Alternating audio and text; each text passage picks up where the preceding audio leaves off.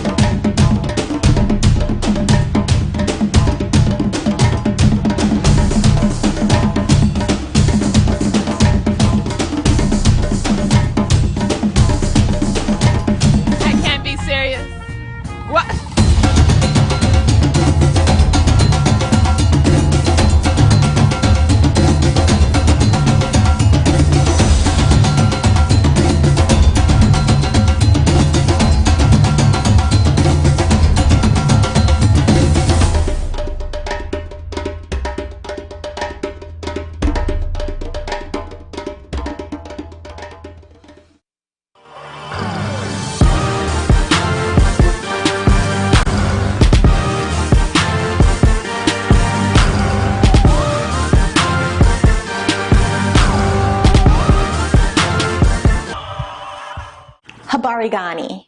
How do you join the Alliance? How do you get our free courses or know what's going on in your community so you can take action? The answer is by subscribing. So here's what I want you to do right now. Enter your name and your best email in the form on this page or the link under this video. After that, we will send you information on how you can partner with us, along with free resources that will help you live your best life.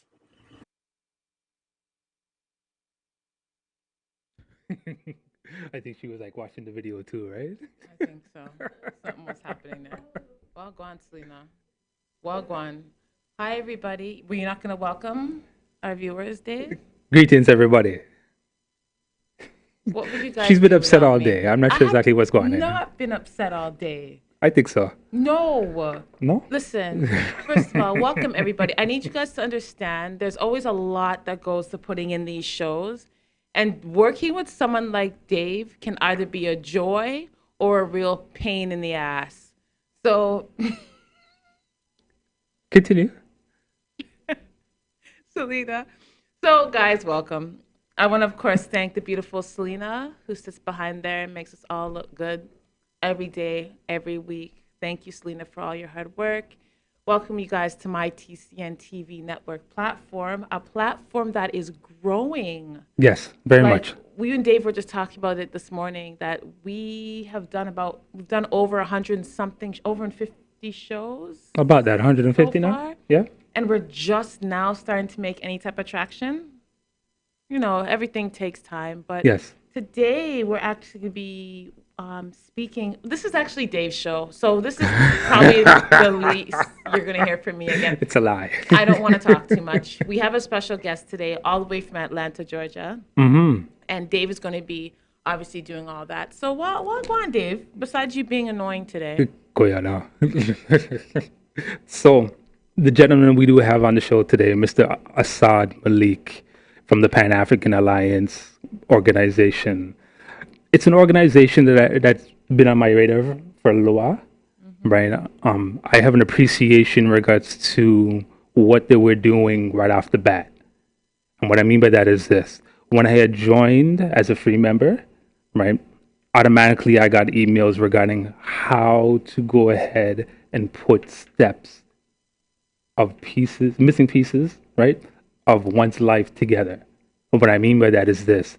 Right off the bat, you would receive, right, steps in regards to how to go ahead and fix your credit, right? Which is, Dave needed that. yeah, for real.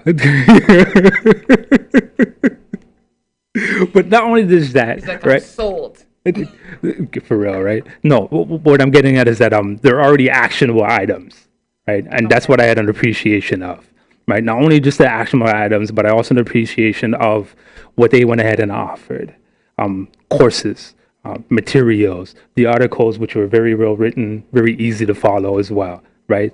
And then, of course, I'm sure Assad will definitely go into this later on, but in regards to how I came on board as a full-fledged member. Oh, so you came on board as a full-fledged member. Yes, I did. But I didn't know anything about it. That's a lie because we had spoken about it. People's members are taking no idea. See it all. Men consult your women, yeah? Especially someone like me. Anyhow, so what do we look for? What are we looking forward to in this show today, Dave? I'm looking forward to our people hearing from an organization that is actually doing things. Okay. Right. And what I mean by that is simply, we have too many organizations out here who are just speaking. They're either in their setting up stages, the beginning stages, that as well, right? Membership drive, of course, by means, right? However, though, there isn't any actionable items right off the bat for their members. That's what caught you. Right. And yes, right. In this day and age, right, I think we're workshopped out. Right? We are. You can have a workshop to thy kingdom come, right? But at the end of the day, right? Be done. That's exactly it, right? Right? We need action. We need things that we can go and take advantage of right away, right? Easy, simple things, that we can go ahead and look forward to, right? And things that we can go ahead and schedule for the long term. And I think, this organization definitely has it, right? And I'm waiting for the day in regards to to see them grow as large as they can, right? And also partner up with the other organizations, which I'm sure is either in the pipes, and I'm sure Assad Malik will go ahead and let us know what's going on as well, right? So tell everybody a little bit about Pan-African Alliance, outside of what you just said, like some of the history, because I know you have some of that. Yeah, Assad will go ahead and tell a better story, right? Okay. I know they're founded in 2010. They were either a part of another organization or simply they were known by another name, I think, United Black Alliance, I believe. Well, they'll go ahead and clear this up, right? However, though, it's just been growing. I think there's close to 30,000 people, right, that either have been a member, right, or currently are members. Right. Okay. And yeah, like I said, it's real actionable, right? Every conversation that I've had with Assad Malik, right, and everything that he's mentioned has came to fruition. Okay. Right. From, of course, the affiliate program to the business builder tools to a lot of other things as well. And he just brought aboard some writers as well, which we may contribute at some point in time, right? But who's we? Fix it, yes. Because I'm not a member. Apparently, Dave turned into some big member. And now, all of a sudden, I'm gonna get roped into this. Roped. So, what exactly is Pan-Africanism, Dave? It's a unity, right? It's a thought towards unity, right? It's where members of the indigenous and as well as the diaspora, right, who are able to come together, right, for one common goal, right? And that common goal encompasses 90 areas of our life. Okay. All right. So maybe what we should do is, unless you have anything else to say, we can go right ahead. Do a commercial, come back and hear directly from them. Yes. What do you think? No problem. Let's do it. All right. So when we get back, we're going to actually have a chat with, can you say his name one more time, please? Assad Malik. Assad Malik. That's easy. I thought I was going to say it wrong. I'll leave you to that. We'll see you soon. I'm here to help you. Happy birthday to you. Happy birthday to you. May your dreams all come true. Happy birthday to you.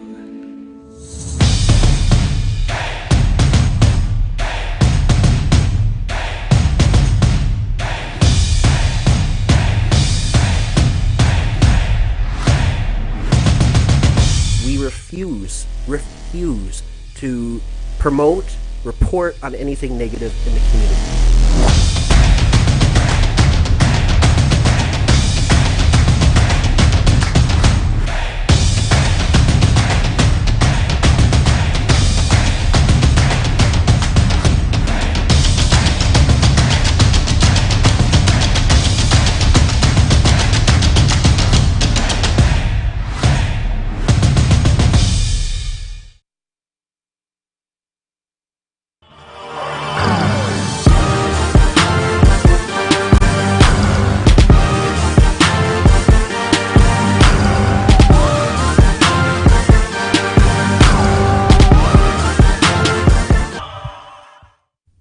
Habari Ghani and Hotep family, this is your brother, Assad Malik, United Black America and the Pan-African Alliance, and one of the questions that I get the most often is what books should I read to expand my consciousness? What is on your reading list? What books should I read to develop my understanding of what Pan-Africanism is? And so that's why we put together these 12 books. So these are the 12 Black consciousness books that every Pan-African must read. If you call yourself Pan-African, you call yourself a member of the Black and conscious community, these books need to be on your bookshelf. The reason why I chose these 12 was, number one, 12 is a great number. That gives you time to read about a book a month and get through this entire list in a year. And by the end of the year, you will be more well-read than about 80% of the conscious community. In fact, go down the list and ask brothers and sisters if they've read these scrolls, and chances are they have not. Now, if you're looking for where to find our full list and all of our other blog posts, our videos, our podcasts, and how you can join the movement, go to panafricanalliance.com. Otherwise, you can just click all the links in the bottom of this video in the description section. Welcome back, everybody. Welcome back to Here to Help You. I think we lost our guest. I'm sure he'll be back soon. He's back? President. I am present and accounted for. President accounted You're for. back. There you go. How are you? Habari Ghani. Before I say anything, let me compliment you two on the setup, the professionalism. I mean, if I'd known you were doing it like that, I would have flown in and sat in the studio with you. I'm always happy, you know, we can set it up for the next one. That's for sure. Absolutely. Thank you very much. So this is my first time actually meeting you. Mr. Rankin here has spoken very highly of you. He told me apparently he remembers. I didn't know, but apparently honorary. Honorary members. There you go. And in spirit. And in spirit. I feel the connection. See, there you go, man. So Dave is going to be conducting the interview. Usually I do most of the talking. She's doing most of the talking, that's all. But today I'm going to let him because I think he's a little bit more experienced. I just want to learn more about you and what you do. So introduce yourself to the My TCN TV network audience, please. Sure. And thank you again for having me. So as has already been mentioned, I am Assad Malik. I am the co-founder of an organization called United Black America, and currently I'm the director of the Pan-African Alliance. And as has already been mentioned, the Alliance is a global network. It's a consortium of other Black organizations. And so the Alliance isn't necessarily membership-based. It's a consortium. It's a collection of organizations that are all focused on achieving three things that I'll talk about in just a second. But the link between United Black America and the Pan-African Alliance is this. About 10 years ago, the organization was founded. We realized that the scope of our work was limited and confined to the United States, the Caribbean, and South America. And we understood the importance of having a unified global movement because the issues that we face in Chicago are very similar to the issues that are being faced in Cape Town. And they're very similar to the issues being faced in Hampshire and across the African diaspora. And so we understood the need to expand the scope of our efforts, which is why we teamed up with the Alliance. When we teamed up with the Alliance, and Dave Rankin was correct, that was 2010, it was a nascent organization. And like most other organizations out there, Simone, I think you alluded to this, there was a lot of talk. And there were a lot of distractions. Unfortunately, with the age of YouTube and the rise of Twitter and social media, sensationalism has plagued our community. We feel as though by taking action on social media, we're affecting real change in our communities, and that's not the case at all. And to make matters worse, by the time we've exhausted our efforts on social media, there's very little energy, and not just physical energy, but psychic energy. You know, we invest psychic energy in this social media behavior that we engage in. And so by the time that psychic energy is expended, we feel as though we've done something and we can move on to a different topic, another piece of sensational news, or another piece of maybe irrelevant news, you know? And so that takes away from on the ground grassroots efforts.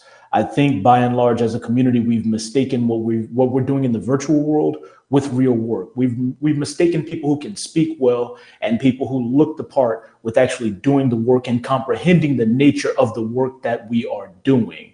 And going back to what Simone was talking about before the break with regard to Pan-Africanism, and Dave gave an outstanding explanation of the concept.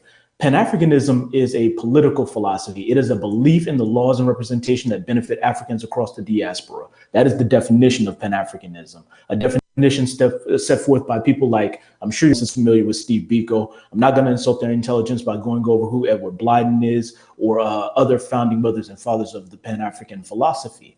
But that requires a different kind of work. When we're talking about political activism, if you are an adherent of people like Dr. Claude Anderson, you know that the foundation that we build has to be a financial foundation first and foremost. If we're complaining about the fact that political action isn't being taken, it's because we're not playing the game the way that the game was designed. Now, we can delude ourselves into believing that we can, in a short period of time, build a parallel system or a system that's completely independent of the systems that exist. And when I say the system, or when I say government or society, I'm talking about yours as well as ours. I know you all are in Canada, but I know you also have a global audience. I mean, if you're on the Pan-African platform, of course your audience is spanning the Caribbean and other places. But I think any system has to be on a sound understanding that economics, currency moves movements, right? When you look at people like the Koch brothers, not to invoke their name because they're awful people in my opinion, or people like George Soros or any other political activist, their foray into the game of politics starts with a donation. All right. There's a reason why people from the worst of society, Jeffrey Epstein here in the United States and in other places, strong men in Africa, there's a reason why they get a seat at the table. It's because they bring us with them. And if we are to play this game effectively and move society, move the collective into a direction that's more holistic, more reflective of our values, then that's the game that we've got to play. We've got to finance and we've got to financially support our own agendas and our own candidates, our own political action groups and political action committees. That's what we should be doing. As Dave said, we're workshopped out. We don't need to sit around and talk about what needs to be done anymore. Now this is a matter of economic coordination, coordinating our economic efforts, because without that coordination, let's just break it all the way down to the basic Maslow's hierarchy of needs, right? Food, clothing, shelter, and security. Without the resources to marshal that hierarchy of needs together, we're out here exposed. And while we may hold strong to our ideologies, and that is important, you know, that doesn't matter so much if we are not alive to move our agenda forward. Right. It doesn't matter so much if our children grow up hungry and exposed to the elements and with no recourse financially or in terms of resources, right? And so that's where we've got to begin. We're workshopped out. We know what needs to be done. The concept of Pan-Africanism, pardon me, as a political movement has been around for well over a century now. In terms of our economic strategies, there's no discussion that needs to be had there. And I say that because there are so many scholars and warriors who have come before us, who have given us the blueprints. But again, because we're so distracted by Twitter, we don't pick up and read the philosophies and opinions of Marcus Garvey. Right. We don't read Powernomics. I mean, very few brothers know of the book that Stokely Carmichael, whose ascended name is Kwame Ture, wrote, Black Power, The Politics of Liberation, giving us our political blueprint. The blueprints are out there. The blueprints are out there, but if we exhaust our psychic energy in this pseudo environment that is social media, then that doesn't leave too much behind to pick up these scrolls that have the answers. And so I say that to say this, as Dave alluded to earlier, we're workshopped out, but we have the blueprints. So what should our efforts be concentrated on? Our efforts should be concentrated on putting these blueprints to work. Let's see what really works, because let's be honest, a lot of these blueprints are theoretical. A lot of these blueprints come from very qualified scholars, but they may not have put their theories into practical application. That responsibility falls to us, and it won't always work. It won't always work. And that's what we need to understand as a movement. We're going into a phase where we need to start experimenting with the ideas that have been laid out in front of us. Take what works, codify it, right? Cement it. And then what doesn't work, well, we evolve on that line of thought. And then we produce the next generation of scholars, not repeating the same things that have been said since the days of Marcus Garvey, right? And so the whole process follows, 3 steps. You have deconstruction, reconstruction, and innovation, right? So we take these scrolls, we deconstruct them. What is Dr. Claude Anderson talking about here? What is Kwame Ture talking about here? Kwame Nkrumah talking about, what are they talking about? Deconstruct it so that we all understand it. And we've gotten to the point. Your platform is built on education, as is ours. And we know that the codified version of everything that is in the sphere of Black consciousness is what we call the 959. Dave alluded to this earlier as well. The 9 areas of life. Economics, entertainment, education, labor, and law. Stop. I don't want you to going go there yet. Okay. I don't want to touch that yet. Okay. Let us go on a quick commercial break. And when we, I feel like an hour is not long enough. Well, we can always schedule another one, man. I think we need to do another interview Reel already. me in. We'll be back in 2 minutes on Here to Help You. With so many newspapers within the community, it's sometimes hard to tell what separates us from the rest. Most of the time, they all brag about the same thing. The large circulations, tons of online views, and it can go on and on. But what really separates the Toronto Caribbean newspaper apart from everybody else? Well, it's simple. Our service. No, seriously. Hi, I'm Grant Browning, founder and CEO of the Toronto Caribbean newspaper.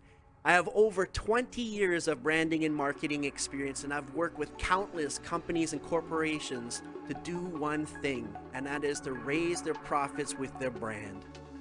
With over 40 years of combined experience in branding and marketing, our amazing staff is fully prepared to sit down and figure out exactly what you need to stand out from your competitors. The reason why you don't see that anymore is because the ad is too powerful, bring too much people. So what are you waiting for? Give us a call today. We'll be happy to help.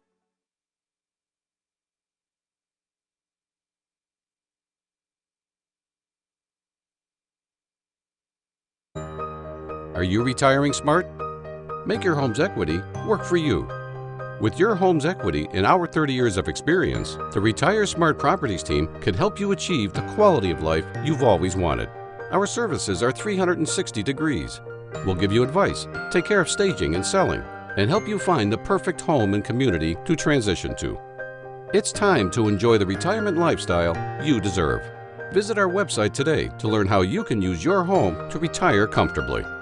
The Retire Smart Properties team, powered by RE/MAX West. First of all, I am Assad Malik. I sit on the chair of the Pan-African Alliance.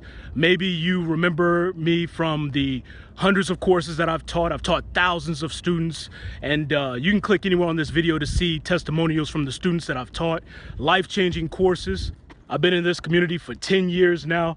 I've written somewhere upwards of 900 different articles, and you can find all those on the Pan-African Alliance website. You've heard me on the award-winning podcast, Best Black History Podcast on iTunes, where we brought in master teachers, scholars, and warriors from our community and all walks of life to give you the keys to Black consciousness. Now, I bring all that up because here's the problem with the Black and conscious community. It has failed to give you what you need to manifest your destiny. And it's not because of the nature of the Black and conscious community. It's because we have a few bad players. And in the age of social media, and what some people call fake news, it's easy for that miseducation and misinformation to spread. Now, when I first came into the... We're back.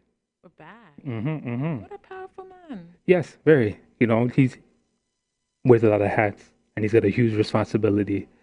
The good thing is that it doesn't squarely fall on his shoulders, Well, that's good. right? Because as he said, of course, there's so many other organizations, there's so many other players, right, who have a part to play, right? And we're all learning our roles, right? Some of us, and who go into that just now in regards to, of course, finding our idea, our purpose, right? All right. By means, let's go ahead and bring him back in. Peace, brother. Welcome back. Yes. We're back. All right. So before we went into the break, you were slowly touching on the 959. I want our people to go ahead and hear your thoughts and expound upon that, please. Absolutely. The 959 is how we as an organization have codified everything that we've learned in this sphere that we call the Black and Conscious community. And so the 959 is everything in existence, everything in existence. It outlines both our, our offensive and our defensive strategy. And so when this organization was organized, we all sat at the table and determined what our approaches should be. And while no organization can take on a multi-front approach, we decided that it was within our capabilities to both go on the offense and go, look, if you're engaged in any type of campaign, military or otherwise, there are going to be antagonists and there are going to be protagonists. And you've got to respond to those forces appropriately. So I say all that to say this. Here's how we're organized. According to the 959, we are organized to defend our people against specific weapons, to identify the areas of opportunity that our people can perform in. These are the areas of life. And then to also identify the needs of the individual. And that's why we call it the 959. So the 9 areas of life, the 5 elements of life, that's the individual's focus, and the 9 weapons that we as a diaspora are dealing with. And so I'll just quickly break them down, and then I'll back off and let you all ask any questions to keep me disciplined and directed. But the 9 areas of life, right? The 9 areas of life pioneered by people like Dr. Francis Cress Welsing, one of the elders that you have covered, Baba Neely Fuller: economics, entertainment, education, labor, law, politics, religion, sex, and warfare. These are the 9 areas of life, or they've also been called the 9 areas of people activity. We call them the 9 battlefields. These are the 9 battlefields that we operate on. And we frame the concept that way to give the new initiate the understanding that you don't necessarily have to be militant to be a part of this movement. Because when I came into this movement, that was the perception that I had. I had the perception that it was a militant movement. There was a new Black Panther Party. The Hebrew Israelites were all very militant, very aggressive. Yeah. But if entertainment, say, is your area of focus or your area of life, the battlefield that you choose to fight on, I mean, look at people like KRS-One, Killer Mike, so many other conscious artists out there who are waking the people up through entertainment. Tariq Nasheed, to an extent, waking people up through entertainment. Economics can be the battlefield that you choose. It's the battlefield that I have chosen. I'm the head of,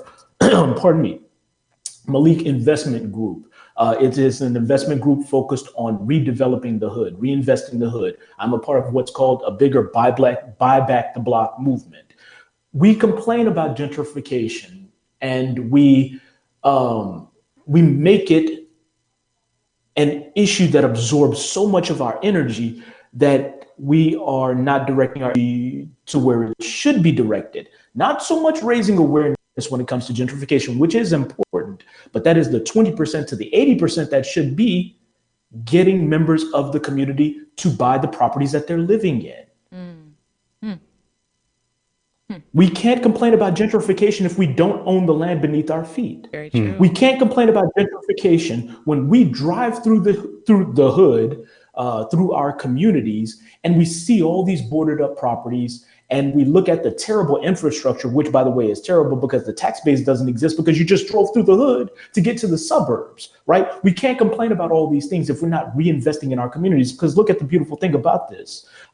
When we drive past those boarded up houses that the owners are desperately trying to get rid of, desperately trying to get rid of. Or perhaps the previous owner, Big Mama, who lived in that hood all her life, maybe she's transitioned and now she's an ancestor. Well, you can acquire that piece of property. I've acquired pieces of property for $200.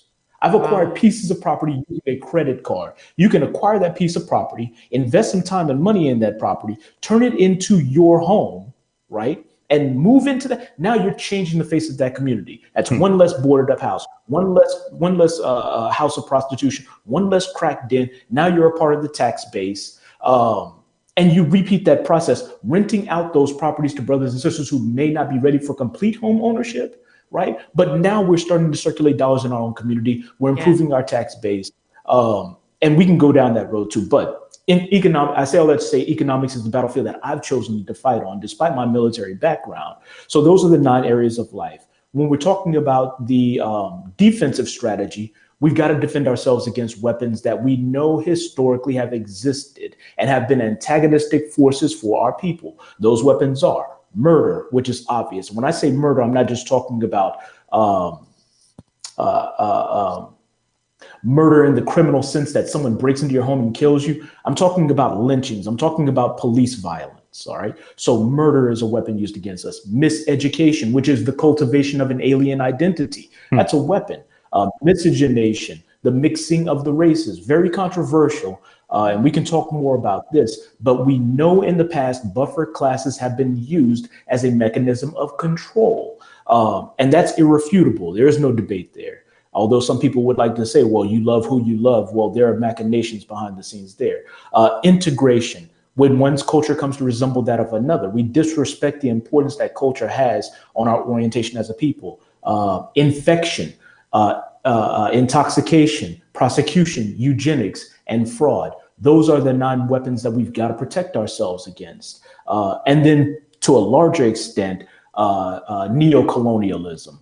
And then when we're talking about the individual members of this community, because let's be real, a movement is nothing but a group of people. And unless the people have their needs met, we can't sustain a movement over the long term. And so we've got to think about the physical element of life, the metaphysical element of life, the spirit of the people. And I'm not just talking about religion. I'm also talking about things like mental health, the relationship element. When I'm talking about the relationship element, I'm not just talking about our intimate relationships, how we deal with each other as brothers and sisters, our family bonds, right?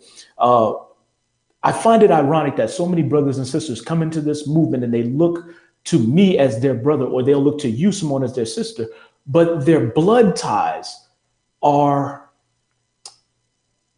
in need of repair, I'll just say respectively, right? The family dynamics are just as important as our platonic dynamics, right? And our intimate dynamics. Absolutely. That has to be taken into consideration. So the physical element, the metaphysical element, the relationship element, the resources element, which include our time and our money and how we coordinate both to meet the ends of the movement. And then, of course, our academic element, which also includes our career. All these have to be aligned and focused on one purpose. And every person has their purpose. And once that person is put into a position to fulfill their purpose, to what I call manifest their destiny, then they are more empowered to join the movement over the long term, because they see how that movement aligns with the reason why they are here. They see how that movement aligns with the with both defensive and offensive strategies that are going to take us in a direction that our ancestors set out for us. And so that's the codified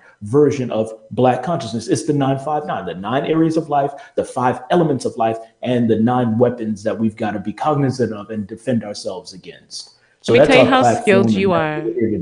You just ended that exactly when the timer went it up. So good job. You did it. You were perfect. Like to the minute you ended it. So when we get back, I think Dave does have some questions. I'm still, again, just taking all of this in. But when we get back. When we come back. Mr. Rankin here will have some questions for you. And then I can tell everyone my area, specialty, and all of that. Yes, you can. And what I can do to help our people. We'll see you guys soon on here. I think she's being humble. She knows more than she's letting know. See you guys soon. Are you retiring smart? Make your home's equity work for you. With your home's equity and our 30 years of experience, the Retire Smart Properties team can help you achieve the quality of life you've always wanted.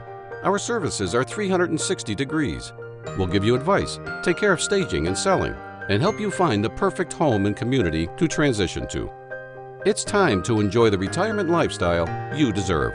Visit our website today to learn how you can use your home to retire comfortably. The Retire Smart Properties team, powered by RE/MAX West.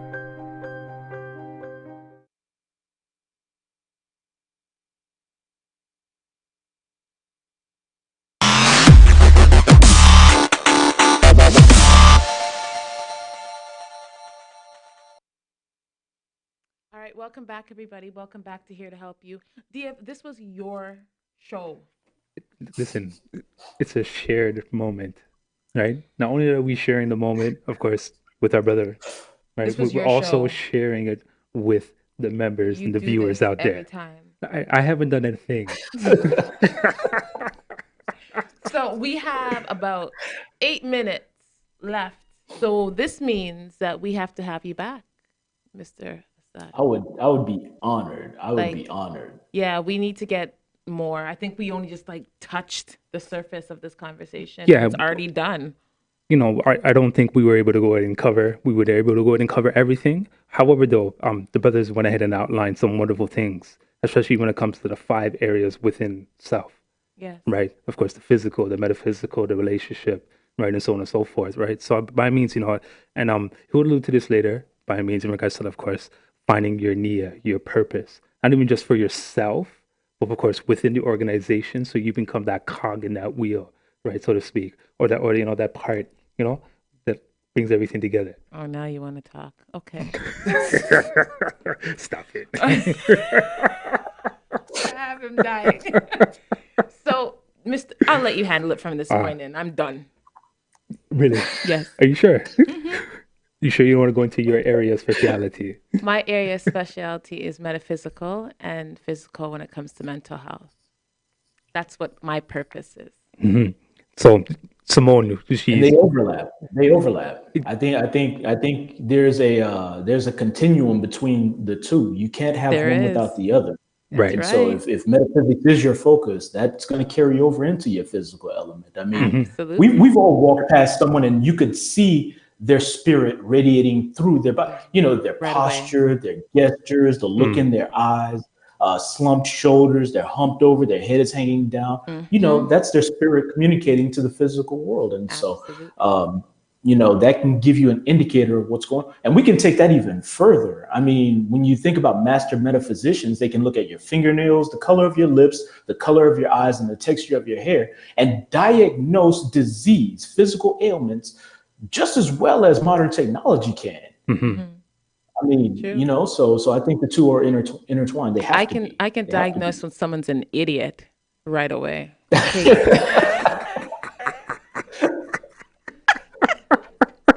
That takes I don't know minutes. any queen who can't. I don't know any queen who can't. Because you all have a sacred responsibility to the future, right? Yeah. And you've got to be able to say, okay, this brother right here may not have it all together just yet, and so I think we're going off the rails with our You're really conversation. politically They correct. know- I said that idiot. No, you gotta have that though.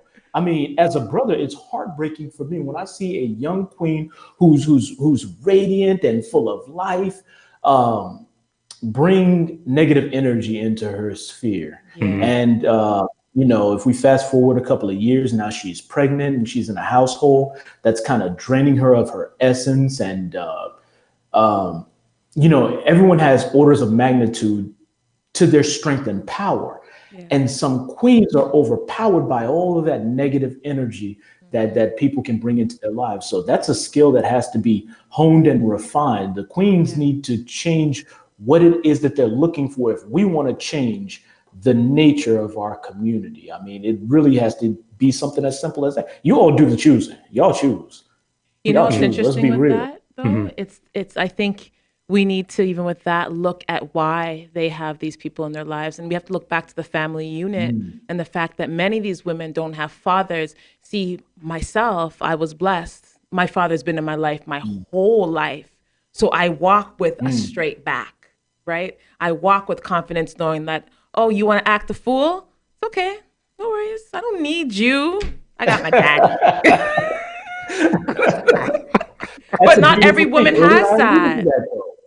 It's true. Right? This is true. I alluded to this earlier. I mean, our family dynamics are desperately in need of repair because that sets the example for the next generation. Yeah. And when we start playing with the notion of what a proper family unit looks like, we're gambling with our future. You know, in the West, there is Pan-Africanism, Black consciousness, and Afrocentricity have kind of been pushed to the side for a more intersectional and tolerant stance. And while I'm not saying that there isn't a place for everyone, and I'm not saying that everyone doesn't deserve to have their orientation, that's fine. But if we're talking in terms of a movement, then we've all got to move together. We've got to understand the dangers of playing games with intersectionality. And, just to be blunt, we've already answered this question. We've already answered the question of intersectionality. We've already answered the question of gender roles. We've already answered the question of the role of the female and how a household should be structured so that the next generation has a foundation beneath them that contributes to the upward development of that community as a whole. We've already answered that. Yeah. Throughout African history and through our cultural links, and if we don't have those cultural links, our cultural studies, we know that we come from, if not a matriarchal society, one that respected the co-regency of the man and the woman in the household, right?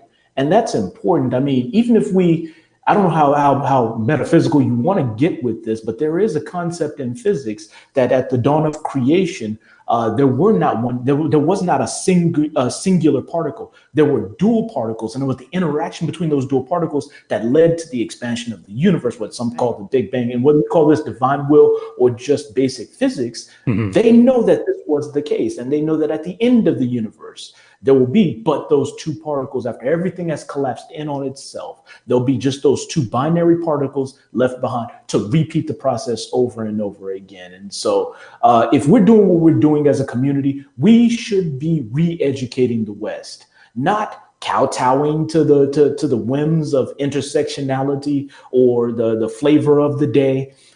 We should be instructing them on what we as the mothers and fathers of civilization pioneered. Right? But that's Dave, what's your question, fam? Real Dave, you got a minute. I got a minute. That's it. Sure. I apologize. Don't worry. You know what? Because we only have such a short amount of time left, what we're going to do is this. For yourself, please allow the people to go ahead and tell the people where they can go ahead and find you, find that organization, how easily accessible and so on and so forth. Sure. I mean, the first step is panafricanalliance.com. I mean, I answer 300 some odd emails, text messages, Facebook requests, contact requests a day. And so I will definitely be able to respond to any messages that I get there, panafricanalliance.com. And as we grow, I will replace myself with a team that's a little more capable of handling this influx. But I'm always going to be in the mix. I mean, this is my life mission. I'm not going anywhere. So that's how you can get in touch with me, the movement. If you subscribe to our email list, whether or not you decide to become a supporter, that's enough to get you in the sphere. And I'm going to make sure that you get as much benefit as I'm able to give you just by virtue of being a part of our email list. Right? Everybody wants you to subscribe. Everybody wants you to donate. Everybody wants you to become a member. But I feel like if I bring you enough free value, then that'll demonstrate that our heart is in the right place, our commitment is in the right place. And if we're valuable enough to you, then I think that, you'll support the movement. But first and foremost, we want to make sure we're bringing value to the people. So just go to panafricanalliance.com and subscribe. Thank you. It was really nice to meet you. You as well. Next time we're going to do this in real life. Yeah, no, sure. Maybe not. Yeah. I think we might have you on before that. Let's be real. But the next time, fine. You can come on it. Thank you so much. Thank you. Thank you so much for being here with us. Thank you.